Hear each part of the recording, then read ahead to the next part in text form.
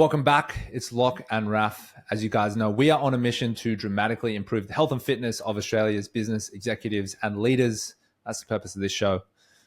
That's why today we're going to talk about alcohol. Alcohol, very, very controversial, but the science on it and how to incorporate it or not incorporate it into getting fit is less controversial. Now, what I would say is that alcohol is obviously just going to be a personal choice here, right? It's a personal choice. I think the bottom line of alcohol, which I'll start with, is that it is not helpful for hitting your training and fitness goals, right? I would say never have I once said, bit more alcohol, we can achieve this fitness goal. It's not there. You know, I do remember... I read Brian O'Driscoll's like a famous Irish rugby player, and he was like, he drank a lot, and he had one off season where he tried to not drink, and he had his worst season of all time, and he came back to drinking, and his rugby got better. That is not to do with the alcohol. That is obviously the stress relief or the enjoyment or whatever it is, which is why alcohol is great.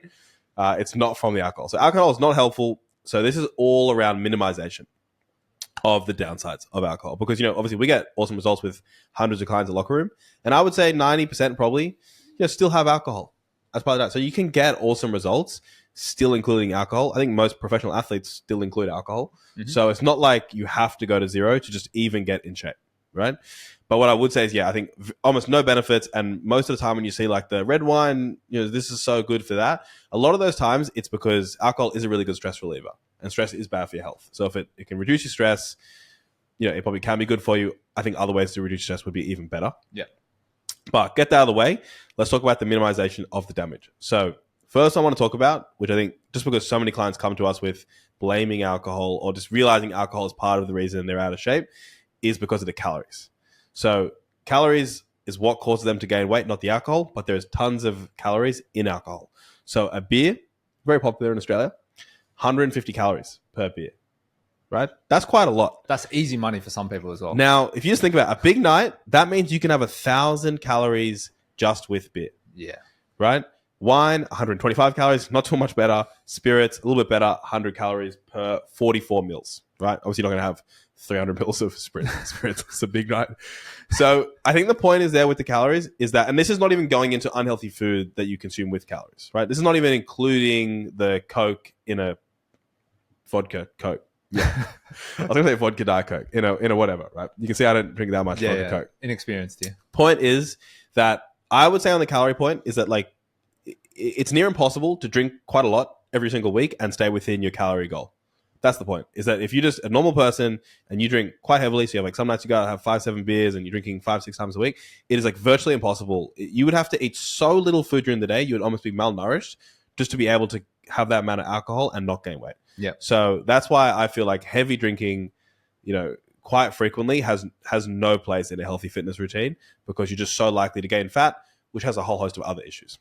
Yeah, it's basically like the conversation that we have eventually, because I think the first, because we do bring up alcohol in the initial kind of client consultations that we have at Locker Room. I never feel like it's my place to be like, all right, well, you need to cut back on that. But I think it's inherent, it's known, and it will be coached eventually that exactly what you said. You can still include alcohol in the health and fitness routine. You can still lose weight, but it's going to be very little. It's going to be it's going to be a small amount. Particularly if you're trying to lose weight, and it's going to be a lot less than what you think. It's like it's not gone forever, but like just be prepared to bring it back a lot. It's very hard to incorporate it. So a good example of this was we had a client recently, and he started at 140 kilos. He's lost probably 30 kilos down to 110, and he's still including quite a lot of drinking in the plan.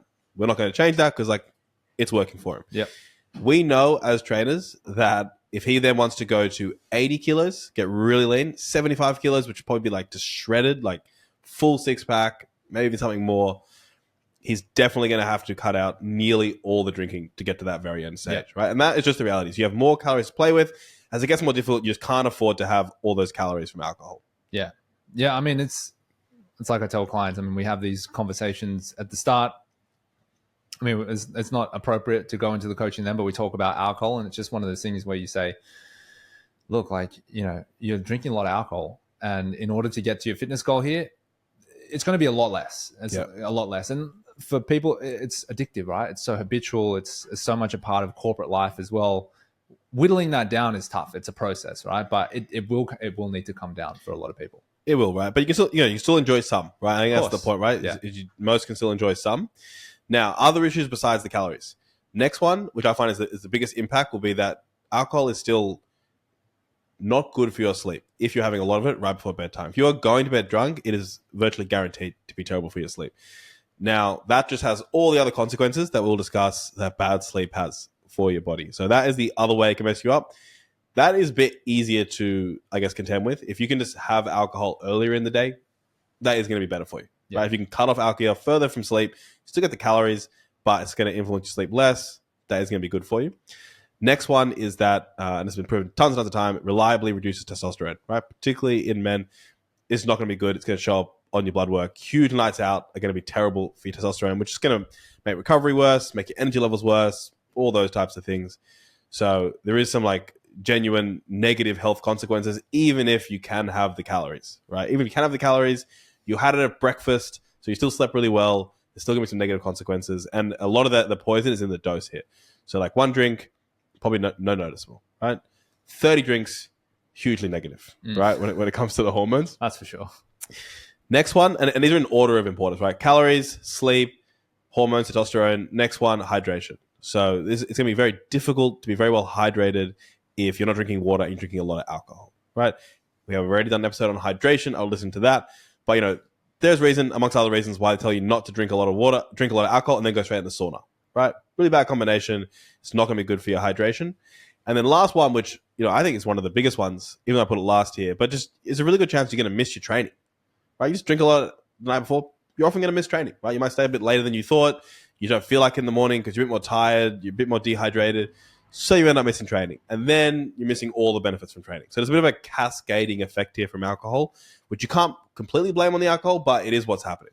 I mean, people say it all the time, right? Is when they cut out drinking, is it's like they end that vicious cycle, especially like weekend binge drinking. They end that cycle of like that first Monday or Sunday, Monday, Tuesday, where they have like no motivation to train. And then I feel like I pick up that motivation again. I get some momentum. I start drinking again. I lose it. Yeah. So it kind of kills that vicious cycle. Yeah, man, like if there's any confusion here, athletes drink after the game, not the night before. Yeah. Right? That is for a reason. It has been well tested. Does not work well. So how much too much? There is no rule here. It's going to be a personal decision, as we've discussed. But in one sitting, a general guideline is that more than 4 drinks for men or 3 drinks for women is not going to be good. Yeah, it's going to be too many calories. It's going to affect your sleep. It's going to get all those negatives. Now, really important, though, is 4 every single day would still be too much. So 14 in a week or 7 or 8 drinks for women in a week is going to be your next guideline. So you want to stay below, you know, for a guy, 4 drinks in a day and below 14 drinks in a week. That's going to be like a pretty decent guideline. If you want to lose weight, struggling to lose weight, it might need to be way less than that. I was going to say 14 is generous in a week. It's quite a lot, but like, you know, if you're in pretty good shape, you're not trying to get absolutely shredded to the bone, and you feel good, you sleep good, you're gonna be fine, right? It's usually not gonna have some major negative health consequence. Some people, there's gonna be individual differences, but you're gonna be all right. But if you still can't lose weight and you still have 14 drinks, might need to be 8 drinks, might need to be 6 drinks. Yeah, I would say 14 would be like if you're drinking 14, I would say still way too many. I would like to see that number, probably half that amount for optimal health. But yeah, I mean, the less the better, right? I just don't think there's going to be tons of benefit above 4 or 5 drinks a week, is my opinion. So to round this out, there's obviously a few ways you can avoid the negative consequences. First one is just less alcohol in total. That's like usually the easiest one. You know, I think also I think most people don't even count. Counting actually how much alcohol you have in a week is a pretty good way to start, and reducing that. Stopping drinking earlier before sleep. So maybe the total is the same, but you're moving it further from your sleep to avoid the negative sleep consequences. That can be a good one. Third one is just going for lower calorie options. So like the way you have your alcohol, maybe you're swapping the beer for like a light beer, or you're going for like a spirit with a diet drink. That's just reducing the calories. Alcohol's the same, still all those effects, but you're not having excess calories, which may lead to weight gain. And then fourth one would just be having more alcohol-free days, giving your body more of a rest, because, you know, that's going to just get in the habit of not being dependent on alcohol every single day, which can help you with the total. Well, there it is, a slightly controversial subject, but as you said, the health consequences are not controversial at all. So hopefully that was helpful for you guys. Hope you enjoyed this episode. Of course, we can do another episode on alcohol if there's stuff we've missed, or if you want us to dive deeper. But as always, that's it for today. And thank you so much. We'll speak to you next week. Thank you for tuning in to today's episode. If you want to get the information in this episode and more, you can download the 30-day health optimization blueprint, which is all the tools and tactics that we use with our clients every day for 30 days. We'll deliver you an email in your inbox. Just head to lockerroomgym.com/blueprint to get the emails. That's lockerroomgym.com/blueprint.